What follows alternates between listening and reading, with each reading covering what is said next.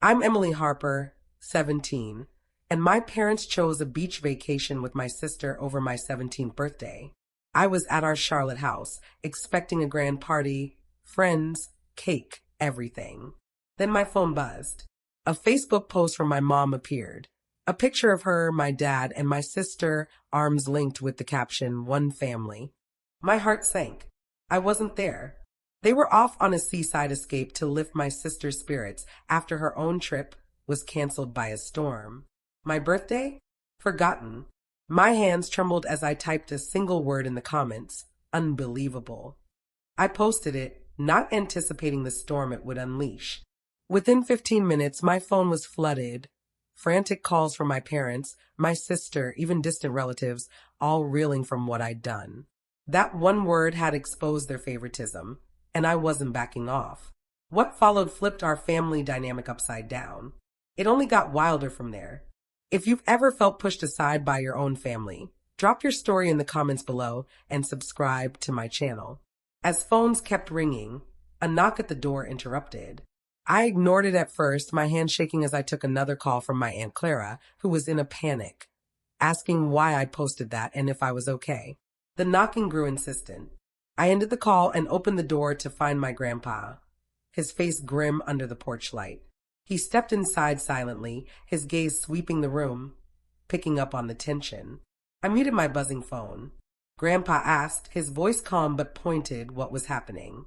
I explained the trip, how my parents picked my sister over my birthday, and how that photo pushed me to call them out online. My voice broke with frustration as I spoke. His face grew darker as he listened. Then my parents called again. I put them on speaker and the argument erupted.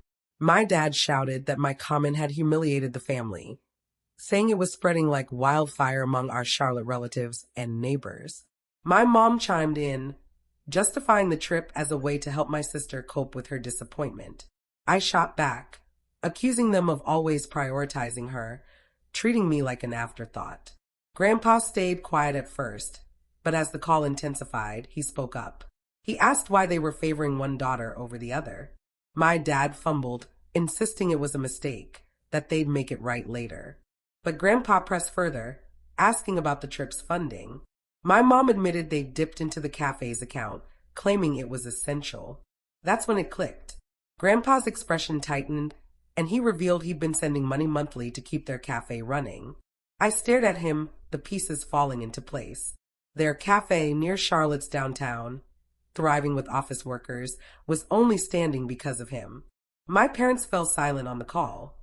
Grandpa explained he'd been covering their bills because they couldn't manage, but he hadn't known they were using his support to favor my sister. A wave of clarity hit me. This wasn't just emotional neglect, it was financial too. Grandpa was the true foundation, and I held the power to shake it.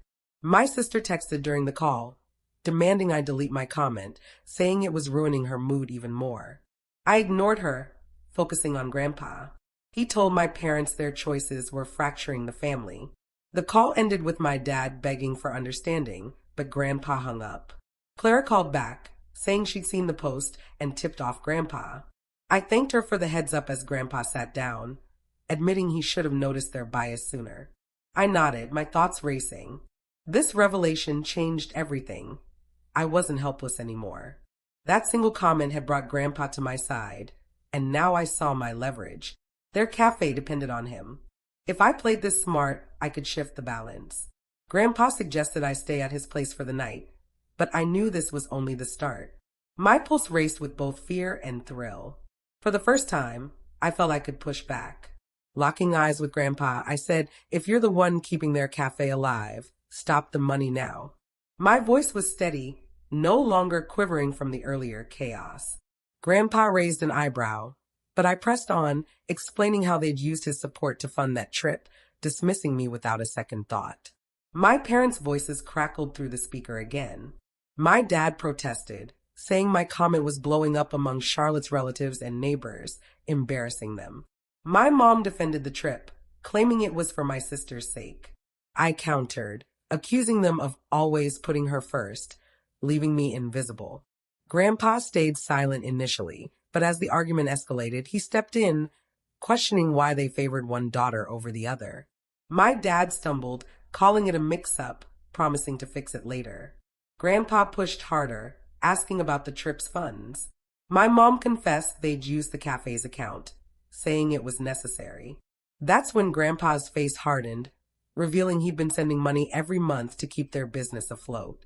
I looked at him, connecting the dots.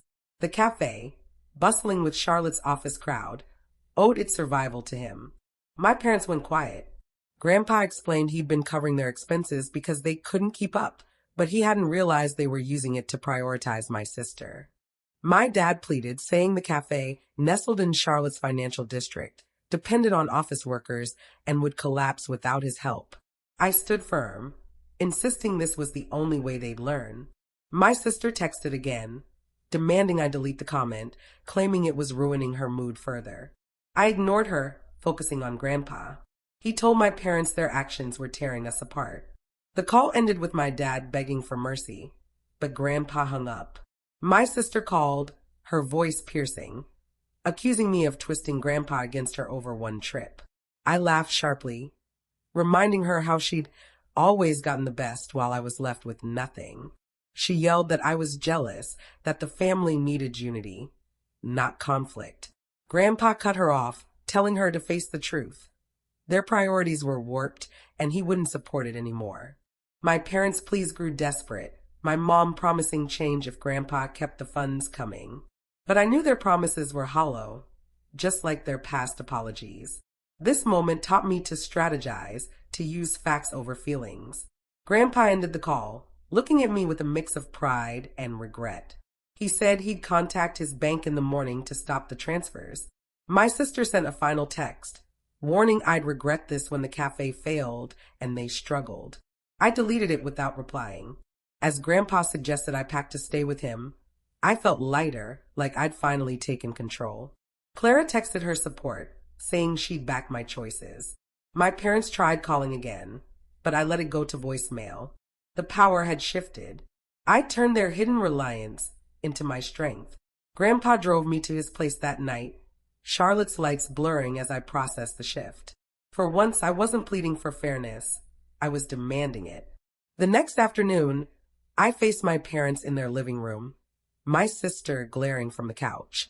I'd insisted on this meeting, face to face, no phones. My voice was calm but firm. I laid it all out. You never wanted me. You planned to give me up before I was born. Their faces froze, my mom's eyes widening in shock. I continued, revealing what Grandpa had shared, that they'd tried to end the pregnancy, only stopped by my maternal grandparents' insistence. I turned to my mom, my words cutting.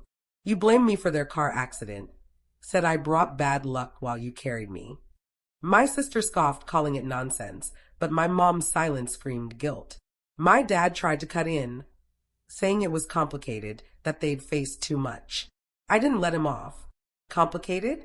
You let that resentment define how you treated me my entire life. I recounted how my mom's breakdown after the accident, her time in a facility, had morphed into a narrative where I was the curse. Clara had called that morning, sharing memories of overhearing my mom's rants, blaming unborn me for their loss. I threw that in their faces, watching my sister's smirk fade as the truth hit. My dad stammered, claiming they'd moved on, that they loved me now. I laughed coldly, asking why their love always meant putting my sister first. My mom started sobbing, saying I was destroying the family. I stood my ground, pointing out they'd done that by hiding this for years. My sister jumped up, yelling that I was making it up to hurt them, to justify my Facebook stunt. I met her gaze, saying, "You wanted one family? Then face the real one." Clara texted during the confrontation, urging me to keep pushing, to make them own their actions. My parents' defenses crumbled. My dad admitted they'd struggled after the accident. My mom whispered she hadn't meant to hold it against me, but their words felt empty, too late to matter. I wasn't just exposing their secret. I was dismantling the lies they'd built around me. My sister tried one last jab, calling me ungrateful for their care. I shot back that care wasn't enough when it came with a hierarchy. The room grew heavy, their guilt thick, but I felt no sympathy. This was strategy, not a plea for forgiveness. I walked out, leaving them to face their mess. Clara called as I reached Grandpa's car, saying she'd cut contact with my mom after their refusal. The cafe's fate was sealed. Bank notices arrived, demanding repayment for loans they couldn't cover without Grandpa's help. My sister's job loss was just the beginning. She was struggling to find work in Charlotte's tight market. The community's whispers turned into a roar, with local groups shunning my parents entirely. I felt no guilt, only resolve. They'd built a world where I was invisible, and now they faced the consequences. I wasn't just cutting ties. I was closing a chapter without regret. The fallout settled. I moved into Grandpa's quiet home outside Charlotte, diving into my final high school semester. A letter arrived weeks later, confirming a full-ride scholarship to a university just 20 miles away, earned through my grades, and a raw essay about overcoming family neglect. Pride sparked in me, not for their approval, but for my own resilience. My boyfriend, Ethan, was there every step, meeting me after classes to plan our future, his steady presence grounding me. Grandpa became my anchor, sharing stories of his business days over coffee, urging me to forge my own path. I threw myself into college prep, signing up for dorms and planning courses, my days brimming with purpose. Meanwhile, my parents' cafe closed for good. A bank auctioned off the equipment to cover unpaid loans, a brutal reality of Charlotte's competitive business world. Local forums buzzed with neighbors posting about the closure, some citing my parents' favoritism as the cause. They'd moved to a small apartment on the city's edge, their social standing gone, shunned by the community that once embraced them. My sister struggled too. Her part-time job gone after the cafe's collapse drained her focus.